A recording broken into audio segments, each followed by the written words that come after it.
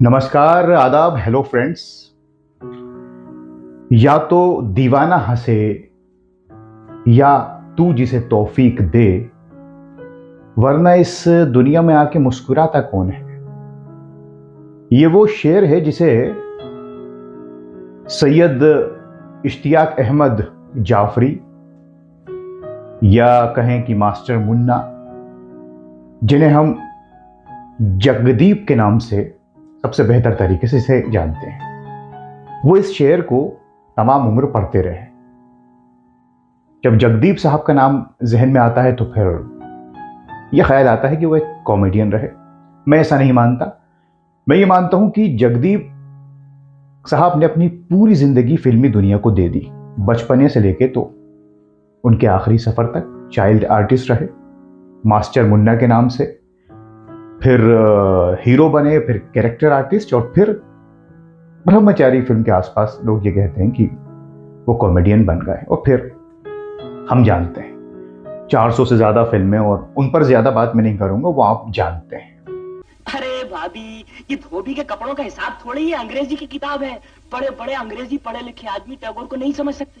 अच्छा, जगदीप जी दतिया में पैदा हुए, मध्य प्रदेश, 1939, 29 मार्च। उनके वालिद यावर जाफरी साहब बैरिस्टर थे, जल्दी दुनिया से चले गए थे। जगदीप साहब के 6 बड़े भाई थे, 2 बहनें थी बड़ी, सबसे छोटे थे। पार्टीशन हो गया और सब पाकिस्तान चले गए।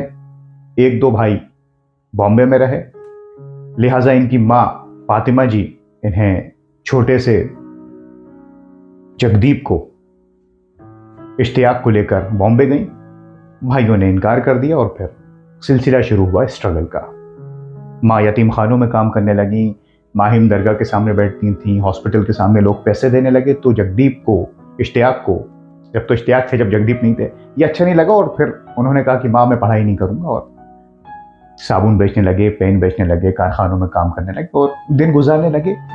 फिर एक साहब इनके पास आए और कहा कि फिल्मों में काम करोगे एज अ चाइल्ड आर्टिस्ट, छोटा मोटा रोल मिल जाएगा।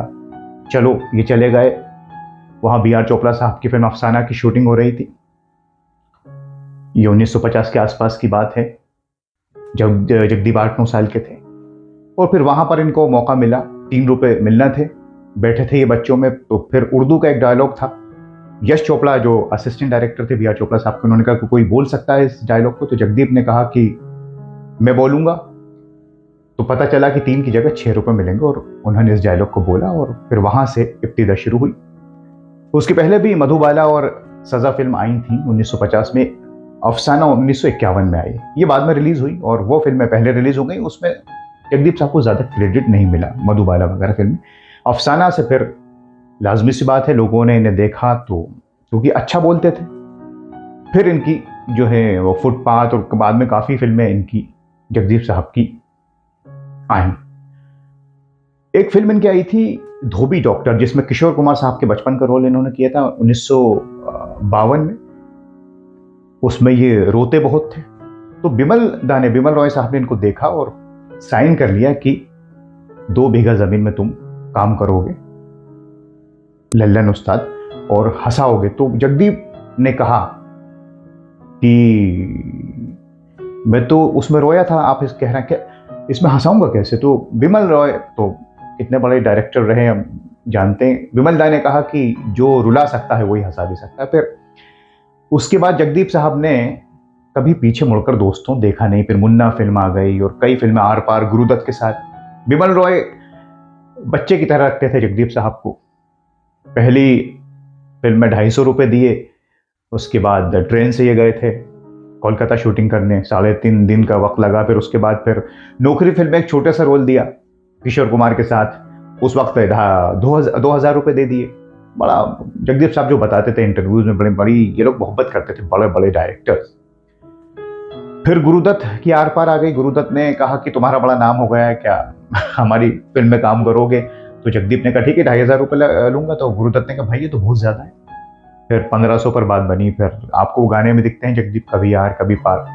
ये पहले पूरा गाना जगदीप साहब के ऊपर पिक्चराइज था, लेकिन फिर सेंसर बोर्ड ने कहा कि ये तो एक बच्चा है, तो ऐसा कुछ अश्लील टाइप लग रहा था कि जो गाने था, तो फिर जगदीप साहब के उसमें कम शॉट्स रखे गए, कुमकुम जी को लेके आया गया दोस्तों। अब ये जो फिल्में आ रही थी इनकी as a child artist Jagdeep साहब की, वो इन पर लेबल लग गया चाइल्ड आर्टिस्ट का। अब दिल्ली दूर नहीं, एक फिल्म आई थी हम पंछी एक डाल के, और मुन्ना फिल्म। तो 1957 में इनको मतलब जो अवार्ड भी मिला, बाल कलाकार जो एसोसिएशन होती है फिल्म फेस्टिवल बच्चों का, फिर पंडित नेहरू जी ने इन्हें दिल्ली बुलाया, वहाँ इनसे मिले और इनको गिफ्ट की अपनी छड़ी। जब फूल ख़त्म हो गए थे तो नेहरू जी ने बड़ी तारीफ की मास्टर मुन्ना की, जगदीप की। इसी बीच आपको ये भी बता दें कि महबूब खान साहब के साथ ये काम कर रहे थे एक फिल्म में, जो महबूब साहब की फिल्म तो नहीं थी, वो निम्मी जी बना रही थी, डंका करके फिल्म। तो महबूब साहब ने पूरी की और इनको ये कहा गया कि 50 रुपये रोज़ देंगे। तो ये गरीब तो थे ही, काम करते थे पैसे के लिए। जब पैसे देने का वक्त आया तो इन्हें 25 रुपये दिए गए। महबूब साहब के असिस्टेंट हैं, तो ये महबूब साहब के पास गए गुस्से में जगदीप साहब।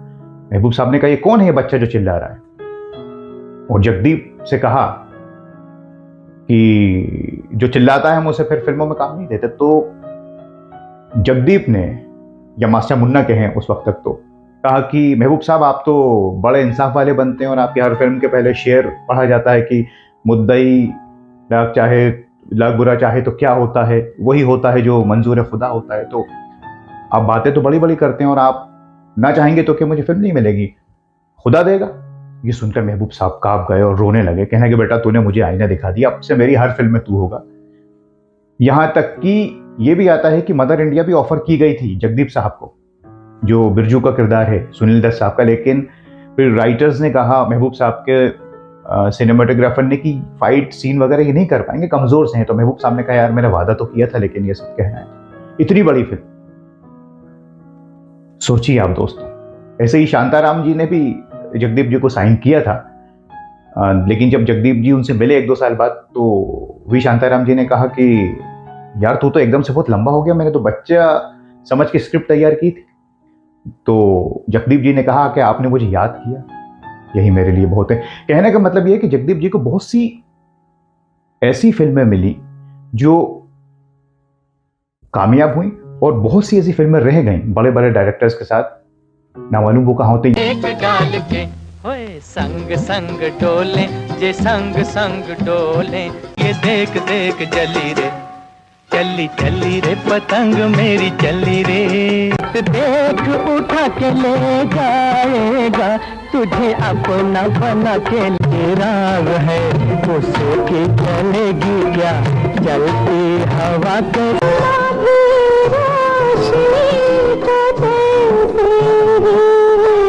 पास बैठो तबीयत बहाएगी, प्यार की राहों में तेरा ही सहारा है। रोते हैं वो पंख पखेरू, ख्वाब में कहाँ मिलोगे इसलिए जी, दिल से दिल की होंगी बातें इसलिए जी। कभी यार कभी पार लगाती रे नजर, सैया घायल की।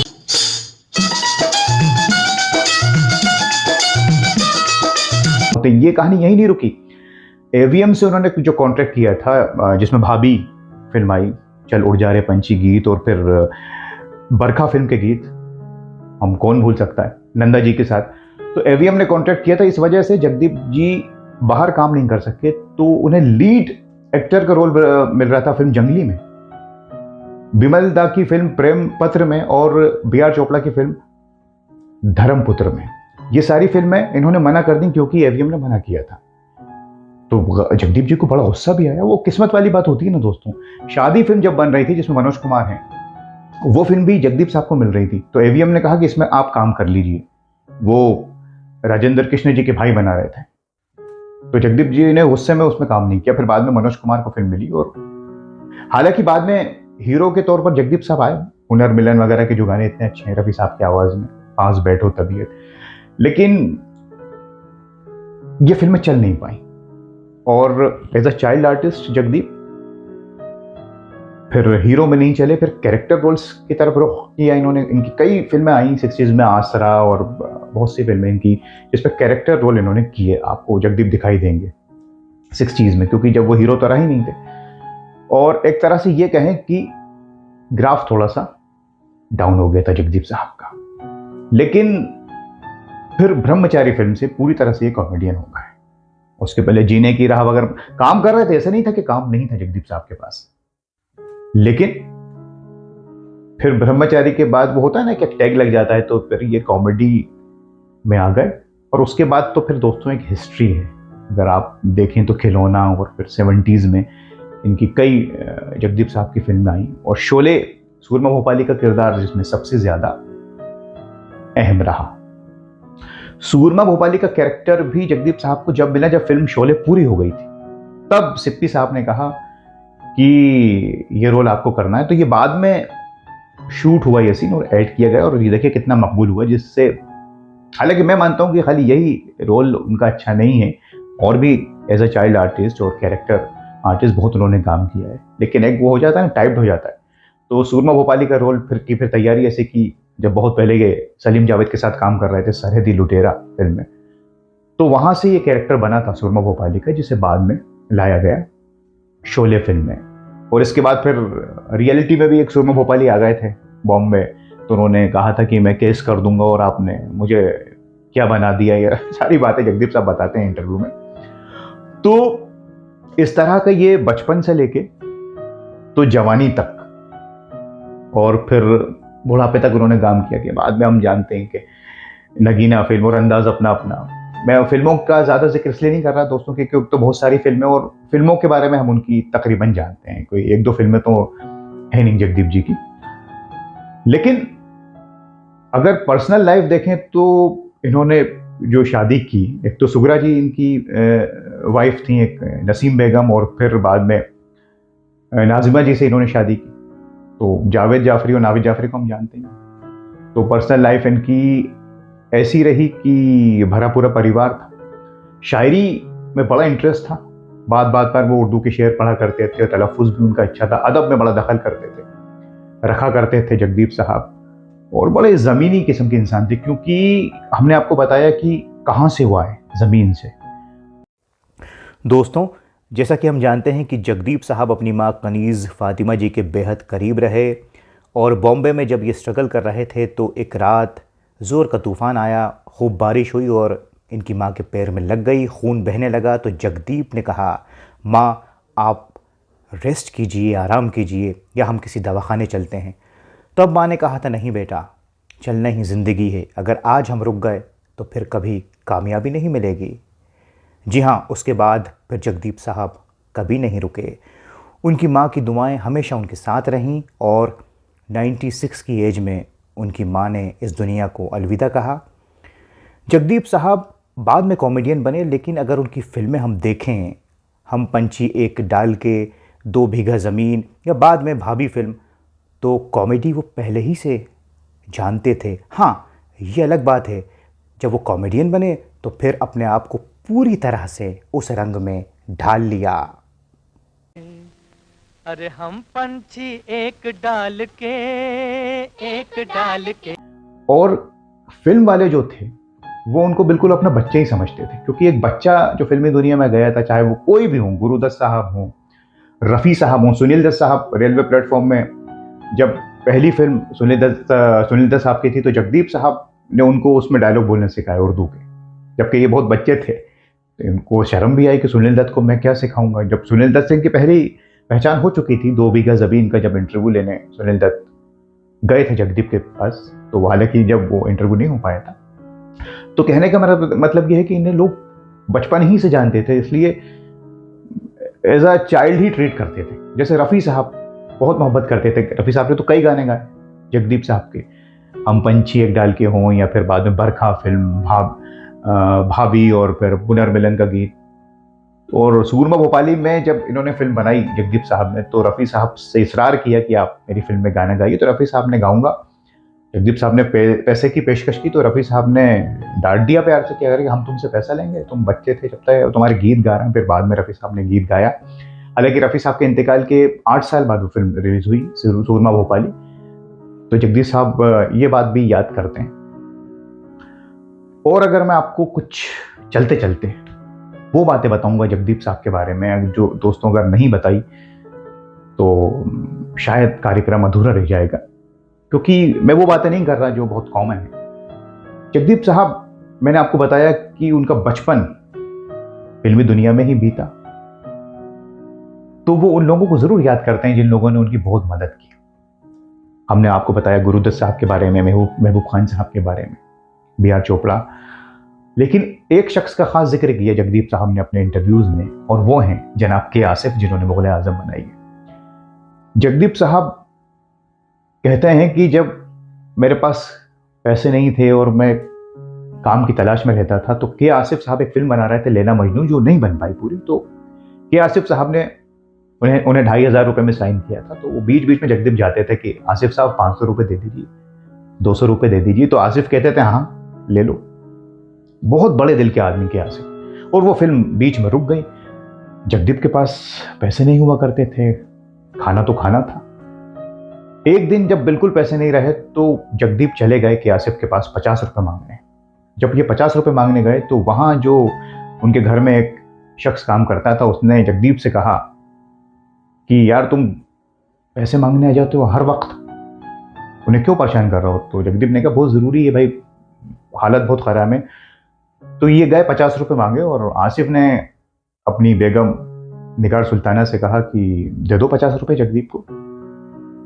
तो वो दोनों आपस में हस्बैंड वाइफ बहस कर रहे थे 50 रुपये। तो जगदीप ने सुना कि 50 रुपये के लिए इतनी बहस क्यों हो रही है। तो बाद में पैसे तो दे दिए आसिफ ने, लाके 50 रुपये। बाद में फिर वो जो शख्स काम करता था कि आसिफ के, उसने कहा कि भाई ये 50 रुपये ही थे बस, और वो भी एक कोयले वाला आने वाला है तो उसको देना था। तो वो इस बात पर बहस कर रहे थे कि उसको दें कि आपको दें, तो आपको दे दिए।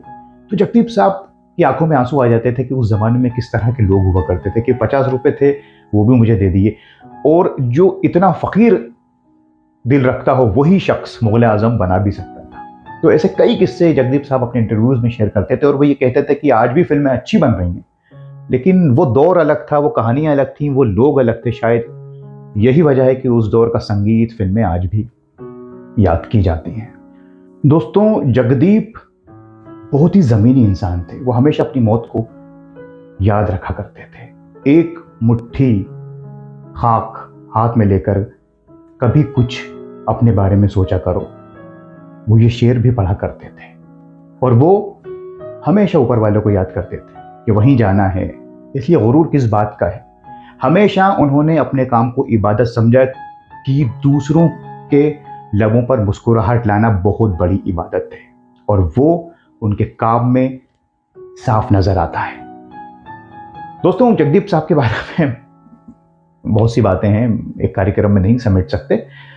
बहरहाल 8 जुलाई 2020 को वो इस दुनिया को अलविदा कह गए जिस्मानी तौर पर। जो मैं हमेशा कहता हूँ, आर्टिस्ट कभी दुनिया से नहीं जाता, और 2017 तक उन्होंने काम किया, और आखिरी के 3 साल उनकी जो याददाश्त भी तकरीबन चली गई थी। लेकिन इस महान कलाकार को मैं खाली कॉमेडियन नहीं कहूँगा। 4 रोल इन्होंने निभाए, चाइल्ड आर्टिस्ट, फिर हीरो, कैरेक्टर आर्टिस्ट, फिर ऐसा कॉमेडियन, और पर्सनल लाइफ उनकी अलग है। तो ये हमारे लिए एक स्कूल है, यूनिवर्सिटी है जगदीप साहब। बहुत कम ऐसे लोग हैं जिन्होंने पूरा जीवन, पूरी लाइफ फिल्म इंडस्ट्री को दी है, उनमें से एक हैं हमारे प्यारे जगदीप साहब। तो वो जहाँ भी हों जन्नत में, मालिक उनकी रूह को सुकून पहुँचाए, हम ये दुआ करते हैं। और इस प्रोग्राम को अब यहीं संपन्न करते हैं, इस वादे के साथ कि अगले कार्यक्रम में फिर मुलाकात होगी, किसी और शख्सियत के बारे में हम आपसे कोई डिस्कशन करेंगे। जगदीप साहब के बारे में कोई इन्फॉर्मेशन आपके पास हो, कोई फिल्म, कोई किस्सा, तो हमें कमेंट्स करके बताइए, और हमें अपना प्यार देते रहिए। इस वीडियो को आगे फैलाइए, चैनल को सब्सक्राइब कीजिए, और अब अपने दोस्त फराज को इजाज़त दीजिए। नमस्कार, खुदा हाफिज़।